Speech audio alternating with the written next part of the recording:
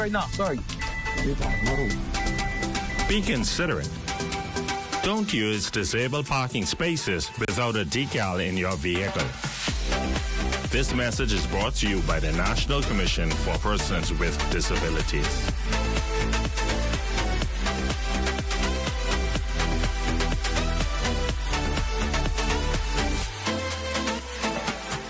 Did you know that if a fire starts in your home, you may have as little as 2 minutes to escape? Keep your family and home safe with these few fire safety preparation and prevention tips. Ensure that your home has working smoke detectors. They will alert you if there is smoke and fire in your home. Install a smoke detector on every level of your home, inside each bedroom and outside each sleeping area. Test smoke detectors every month and change the batteries every 6 months. Home fires can spread rapidly and every second counts. Create an escape plan and practice it with everyone in your home. Make sure everyone can safely escape in less than 2 minutes. Keep escape routes as clutter-free as possible so no one trips or falls on the way out to an emergency. In addition to smoke detectors, fire extinguishers is an important device to have on hand. To use a fire extinguisher, remember the acronym PASS.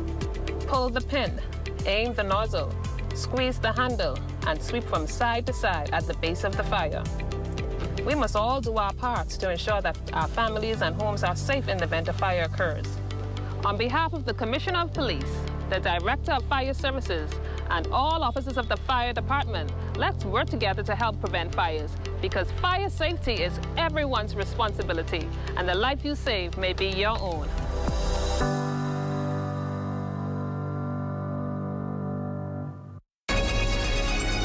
Your number one team in the North. Only the sun covers the Bahamas better. And that's a look at stories making news. I'm Rabiko Knowles. It's Tuesday, Rabiko. What's going on? You didn't make it to Gombe last week, Thursday, did you? Unfortunately, no, I didn't. We need to deal with that. Shashina had summoned us last week. She lied. Never showed up. Shashina, you owe us this Thursday, please. Big time. Big time. But that's going to do it for us here in the North. Thanks so much for watching. A live look at the Bahamas tonight is coming your way next. ZNS News is brought to you by the new BTC. Fiber is here. Faster, stronger, more reliable. Together, we are unstoppable. Switch today. Just ahead this Tuesday night, Junkanoo enters a new round of fighting. This time, fans could be the ones sidelined. What's driving this latest fury? Brentwood Wells speaks out after losing out on gaining his party's nomination, and the RBDF chief reaffirms the Bahamas' commitment to bringing about a safer Haiti. The Bahamas Tonight on 11 starts now.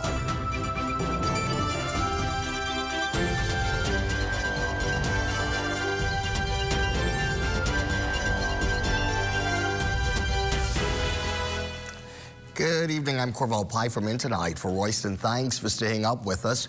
It is not quite Junkanoo season yet, but already there seems to be a battle raging. A battle that could possibly mean no Junkanoo at all.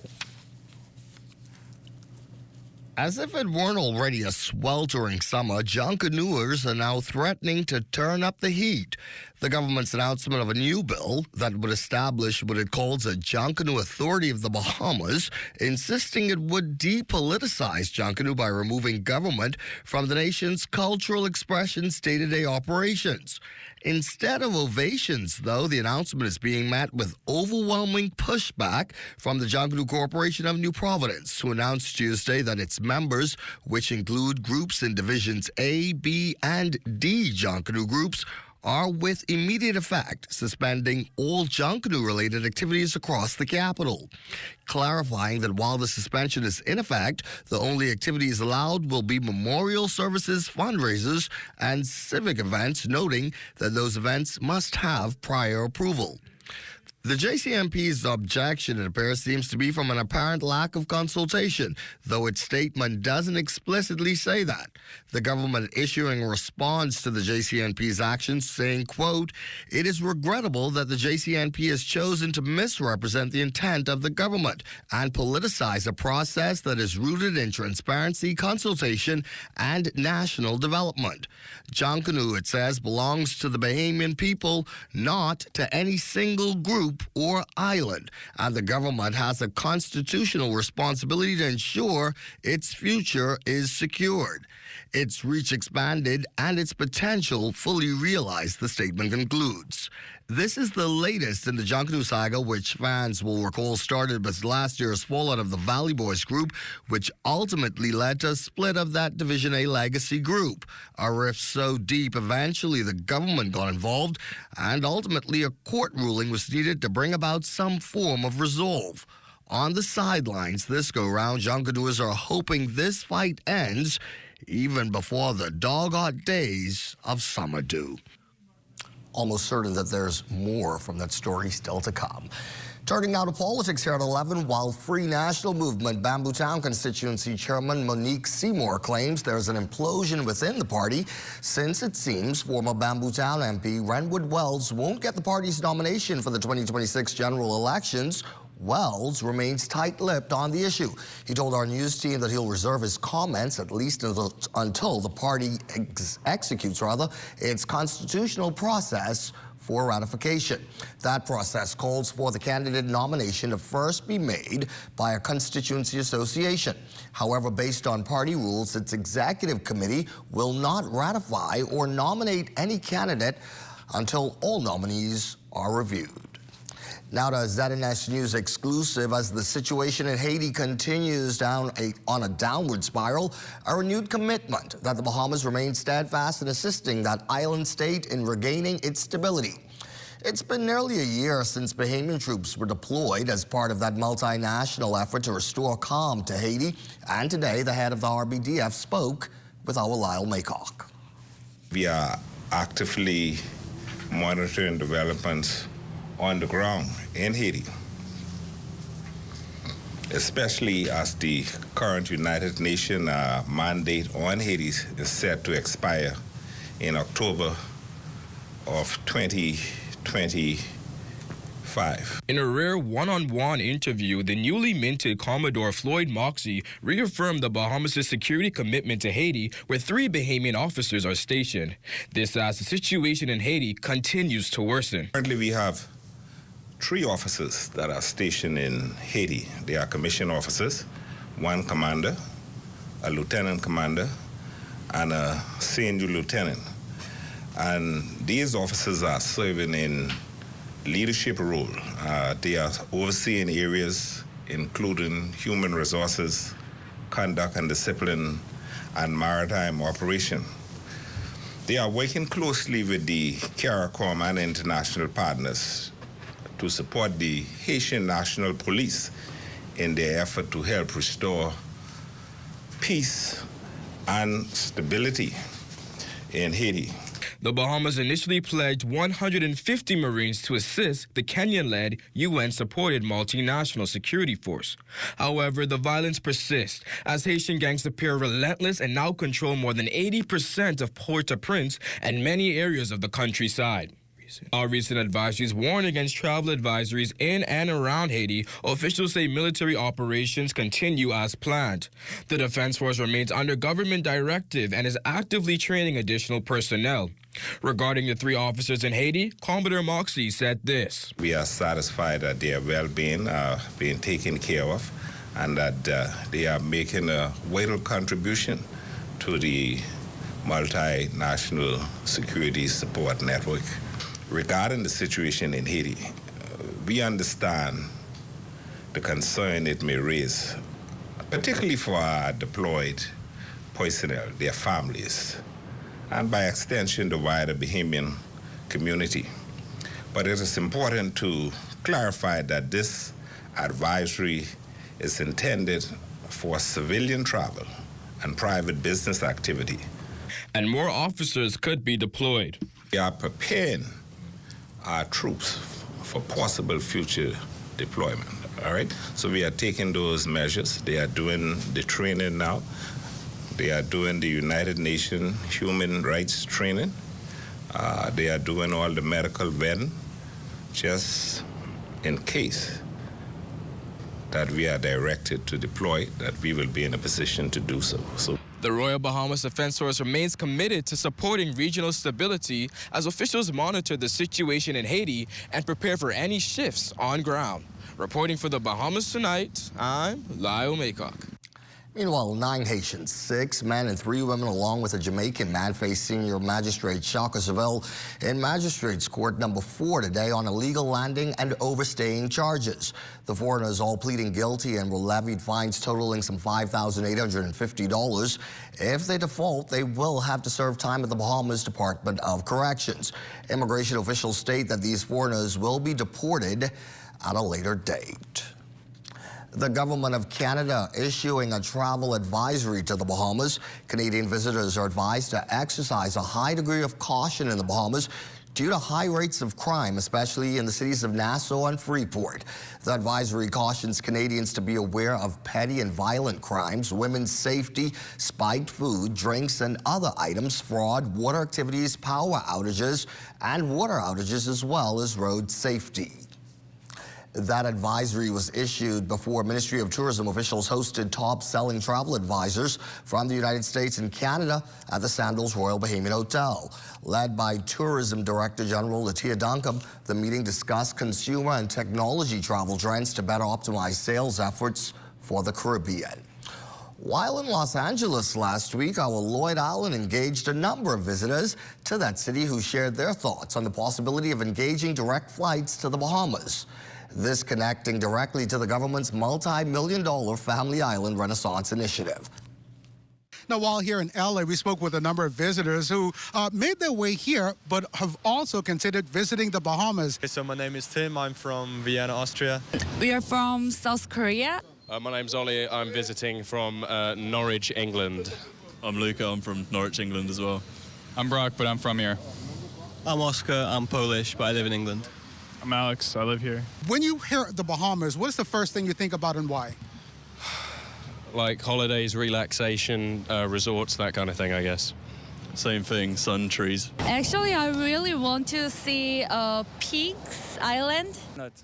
If you could take a direct flight from here to the Bahamas, would you? Yeah, why not? I suppose so. I mean, you always hear about it as a nice place to go, so yeah. Yeah, why not? A significant thrust has remained in effect by the Ministry of Tourism to increase flights to the Bahamas. This year alone, a surge of nonstop flights from major North American cities have emerged, including Fort Lauderdale to Cat Island several times weekly, Raleigh-Durham to Nassau done twice weekly, and Toronto, Ottawa, and Hamilton in Canada with daily flights to Nassau. Those added to existing cities like New York, Miami, Chicago, Atlanta, Orlando, London, and Jamaica. But despite those logistical issues, travelers still excited to travel to our corner of the Caribbean. Bahamas, we are coming! Bahamas, we're coming! While officials are working on the international front to attract new flight options, efforts are also underway locally. In July of 2023, the government of the Bahamas launched what we call the Family Island Renaissance Initiative. That $216 million initiative continues with the goal of preparing multiple airports across the country to facilitate both local and international carriers to our shores, and by extension, more visitors to the Bahamas. For the Bahamas Tonight, I'm Lloyd Allen. Lloyd Allen sure manages to have all the fun. Well, there's still more news to stay up for. The government is eyeing vacant land in the capital's inner city. We'll have that story and more when the Bahamas Tonight at 11 comes back. Bahamas has been a nation marching for progress. We are more than sunny skies and blue seas. We are a nation filled with purpose, opportunity, and innovation. With each generation, our spirit grows stronger, our dreams brighter, with our banners waving high. Join us as we continue to pass the torch, fostering freedom, progress, opportunity, and innovation for years to come. Happy Independence, Bahamas, from Commonwealth Bank. You got termites and need to get rid of them fast? Trust Rentokil Initial. With over 60 years experience in the Bahamas, the global brand, training, and expertise can't be beat. Only Rentokil Initial gives you a 3-year warranty and payment plan options on termite fumigation. No one can match the range of treatments we offer, such as fumigation, pre-construction treatments, termite monitoring, and more. No matter where you are in the Bahamas, we will come to you. When it comes to complete termite eradication, there's only one name, Rentokil Initial. This portion of the news is brought to you by Bahamas Striping Group of Companies, where safety is first. Back now this late night, and Ministry of Housing officials combing the capital's inner city to secure vacant land to build much-needed homes, all in an effort to meet the growing demand for affordable housing. Our friend Kerry explains. The government amplifying its housing initiative in the inner city in order to meet the high demand of people seeking affordable homes. Housing Minister, the Honorable Keith Bell, says thousands of residents are still waiting to realize their dream of home ownership, with more than 2,500 people applying for government homes this year alone. The minister revealed that steps are now being taken to legally acquire the abundance of vacant land in the inner city for public use. So what it means is that where properties are sitting in a number of areas, a number of them have derelict buildings, a number of them have old vehicles. The best example I can think of right now is through Ruberdane Lane. If you go through Ruberdane Lane, you take the first corner on the right of Pontiana, it's called Pratt's Alley. It's about an acre of property in there, but it's littered with a number of derelict vehicles, abandoned vehicles, and abandoned buildings at the end. We're looking to compulsory acquire that tract of land, and I can say we can put about 10 homes inside there. The initiative is also aimed at revitalizing those inner city communities. Is in many of these areas, we have persons who may have died.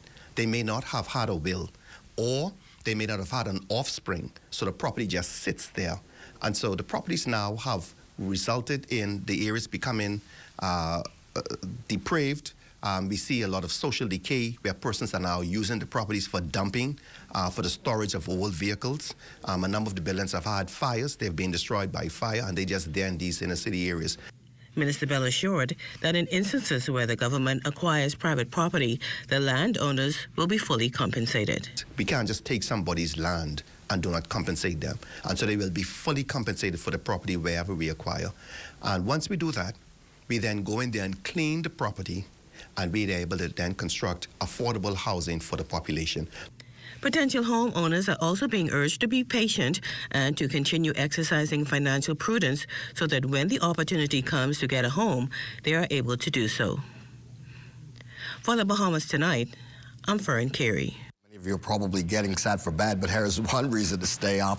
A new spot now open for local diners who want to enjoy favorite Bahamian dishes with a unique twist. Scores of foodies turning out at the British Colonial Hotel for the grand opening of the Mahogany Club. One of them was our Desmond Saunders. Some are calling it the latest culinary crown jewel of the British Colonial Hotel. The new Mahogany Club whipping up uniquely crafted Bahamian delicacies with an elevated edge. Marketing manager at the British Colonial Hotel, Shalyn Godet. Everything here is uniquely Bahamian and also Bahamian with a nice twist. And so you'll see potato salad done in a totally different way that you've never seen before. You'll see our day bowl snapper with peas and grits, something that you can't get anywhere else and done in a way that you've never seen before. You'll see cover duff done just like our grandma used to make it in the pillowcase, things that you can't get anywhere else. The hotel's food and beverage director, Aaron Moss, says a lot of work went into creating this authentic experience. He's applauding the work of partners for the restaurant's launch. Everything we do with community in mind. If you look around tonight, you'll see a lot of our partners here tonight who we work with, from John Watlin's team, from Bristol Cellars to Commonwealth Brewery, Tasty Teas. Everything we do in terms with our community is in mind. From our brunches that we have with our churches, from our school events, we have movie nights, we have our soirees, everything with the public in mind, the community in mind. The dining experience also includes a wide array of creative cocktails, amazing ocean views, and to top it off, the club's native ambiance. Executive manager of the British Colonial Hotel, Lanaire Reming, says each drink and dish is crafted to celebrate native ingredients in innovative ways. What we are doing is we are reimagining what Bahamian cuisine is and fine dining. So we're really excited. We have all Bahamian leadership team. We have a Bahamian executive chef, and we are reimagining what Bahamian cuisine is in the Bahamian market space. Cheers to a new beginning and a new Bahamian dining experience. Desmond Saunders of Bahamas Tonight. Thank you, Desmond. Well, it's under the tutelage of a philanthropic organization that one group of family islanders is taking intentional next steps towards their professional careers. Danielle Dean tonight with that story. When it comes to college readiness, Family Island students may not have as many opportunities as those students here in the capital. But through their Family Island Leadership Program, Life for Key Foundations is doing their part to reshape this reality. I didn't really think I would ever get an opportunity like this, so I really want to take advantage of it, and I'm very grateful. 15-year-old Divine Williams of St. George's High School in Grand Bahama. She's just one of 50 Family Island students participating in the week-long program. Shade Cargill, program consultant for Life for Key Foundation, says so far the teens have learned about the college application and essay writing process. This week they can expect to take personal finance literacy classes, learning how to write a resume, college and career field trips. So they did a tour with University of the Bahamas. The University Lecture Theater served as the students' classroom, where guest speaker Broadcasting Corporation of the Bahamas General Manager Clint Watson left a message built on 3 Ps: purpose, potential, and power. It's purpose. I know who I am. I know what I'm designed to be and what I'm called to do. Potential is what you need to keep you going until you manifest where you got to be. Power is your engine. Power gives you control over your destiny. Along with feeling they've found a resource they can always lean on and a network they can always reach out to, Cargill and team hope the youngsters return to their respective islands this Saturday changed and prepared individuals. We hope that they leave this program feeling more confident in what they want to do when it comes to high school, when it comes to beyond high school. Reporting for the Bahamas Tonight, I'm Danielle Dean. Well, the Bahamas Tonight at 11 turns to sports. First, though, here's Amajal Knowles with a preview. And DeVar Darling Jr. hoping to follow in his father's footsteps. Details of that story and more coming up in sports. For us at the Myers Group of restaurants, we found that we have a pretty large portion of our employment pool that had difficulty getting bank accounts. The issue we had previously was just getting cash, getting funds on the island. And with only one working ATM, the idea of the sand dollar just in being digital, and everybody has a smartphone nowadays, it actually worked into our favor. The sand dollar was like a godsend because it allowed us to add it to our payroll system, which means we're able to send their money to the sand dollar wallet. It's still a bank transfer because you get an account number. So from the employer side of things, all I have to do is send your funds just as usual. It opens up our pool for us to be able to hire some of the people that we couldn't hire before because they were unable to open bank accounts. This has been a really good solution.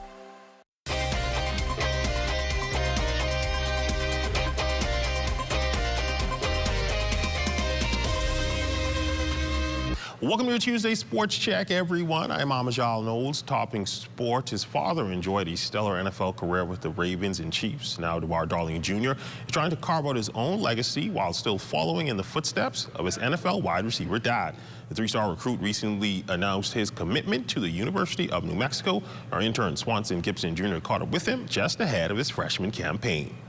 17-year-old DJ Darling is set to embark on a new journey, looking to solidify his name within the annals of American football.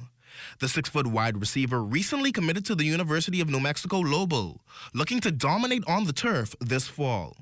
He spoke about what went into his decision-making and expectations for the upcoming semester. They were one of the only schools to offer me like the official visit, and the head coach gave me my first offer when he was at Idaho. Then he moved there, went to New Mexico, and he was my first 2 Division I offers. And then just taking the visit, it was it was really all I needed. Like everything I needed was there. All the coaches, I like all the coaches and staff, and facilities were nice, and they looked like they were turning things around. So that's the reason I chose Mexico. I am graduating early, so I will be going in early, like July 1st, so I could go for the workouts and first spring ball. So just so I could get a feel for everything and know all the plays and everything before the actual season. It kind of just helps me kind of boost forward. But as of right now, three senior receivers are leaving, and I'm just gonna go in and put my head down and work and just try to get some playing time. But I am on full scholarship, so not walking on or anything. So that's what it is. DJ is the son of Bahamian and former NFL wideout DeVar Darling, who was drafted in the 3rd round of the 2004 NFL Draft by the Baltimore Ravens. He would spend 5 seasons in the NFL altogether, also playing with the Kansas City Chiefs from 2008 to 2009. DJ talks about the impact and significance of his father's accomplishments. It had a big impact for me because, growing up watching that, it was it's just really something I could look up to. And, he's given me throughout the years so much advice on what to do in the game. And he's given me all the tools and everything to succeed at this next level. He's definitely a big inspiration in Bahamian culture, and just him doing that, it just paves the way, and he just inspires a lot of people through that way, and he inspires me to keep going, and to carry on the legacy. So, yeah. In Darling's best season to date, he picked up 43 receptions, 9 touchdowns, spanning 721 yards, and looks to bring a breath of fresh air to his new squad.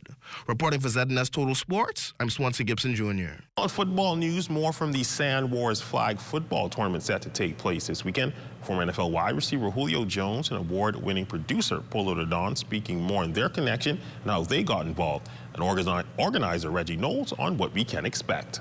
We love sports, we love fitness. So this is like football meets athleticism meets the day at the beach. Yep. I mean, come on, you can't go wrong with that, right? So it aligns with so much as us as a people, who we are and what we just already love, right? So I just think the originality of it, man, protect that. And, a lot of other sports started out that way. Pretty much all of them started with us.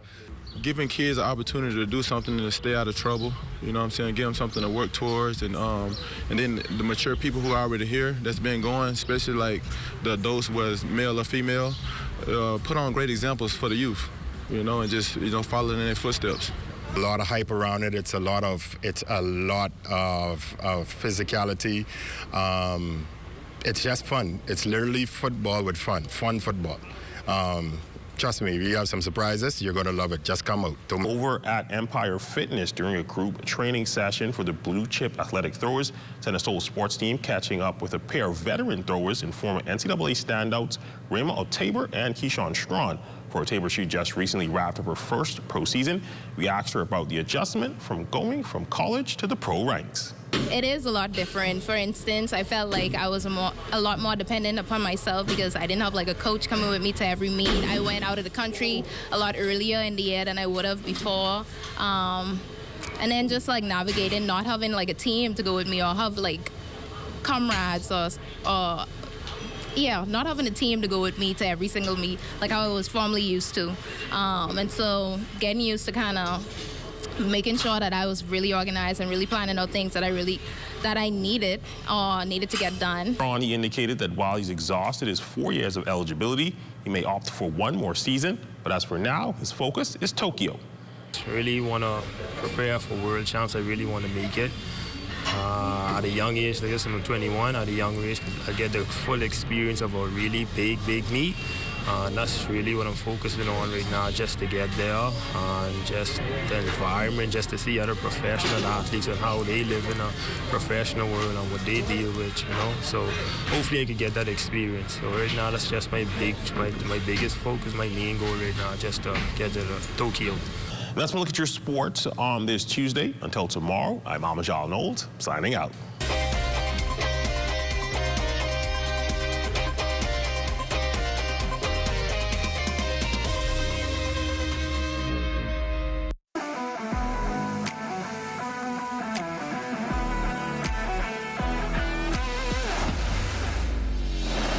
Bahamas Striping Group of Companies, we have been in Exuma now for the past 4 years, carrying out our paving program. A part of our company's philosophy is producing work to international standards. So when you look at our paving division, we have a state-of-the-art lab to do all of our testing in-house, as well as a state-of-the-art asphalt plant with a trained technician carrying out the work on that site. The overarching goal of our company is to produce the work that we're doing in the entire Bahamas to international standards. We also make a difference by the training of our staff. We have a very intensive training program going on to where we are teaching young men how to learn the art of striping. Being a young man myself, I've made mistakes in the past. I was given a second chance to better my life, and it's only fitting that we pass it along. What's important for us is giving them a second chance for them to get a skill and a career that could take them further in life.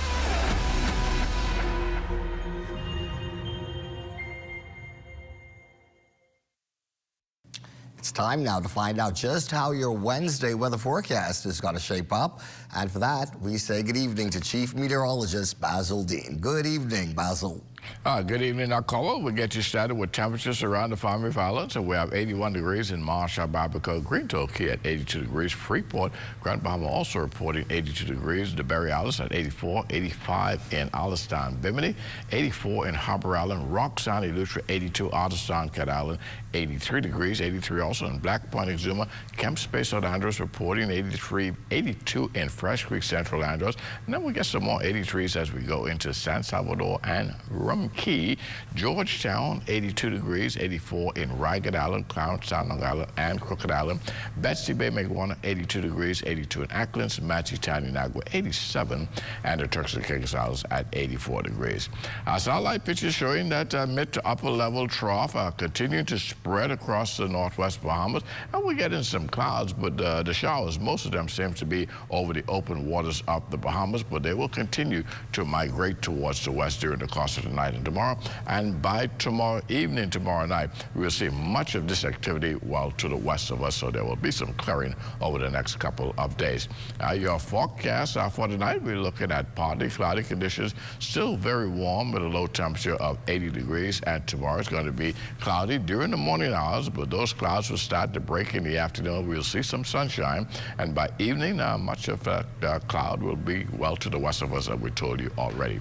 Now, the high temperature, that's going to climb up to 89 degrees, and your extended weather forecast for the next several days, we're looking at some pretty nice weather. That stretch will take us right through the weekend, but we'll have some isolated thunderstorms on Sunday, and that will perhaps take place during the morning hours, and that will carry over to Monday of next week, but there will be an abundance of sunshine nevertheless for the greater part of the day.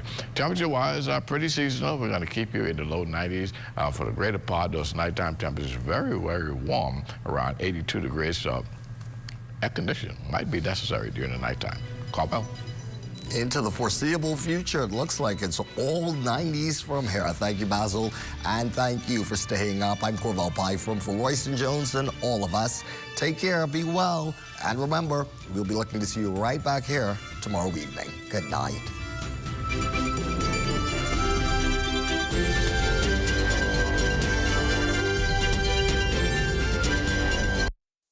At Tonic Williams Darling Highway, I'm Tijaro Hudson. This is ZNS.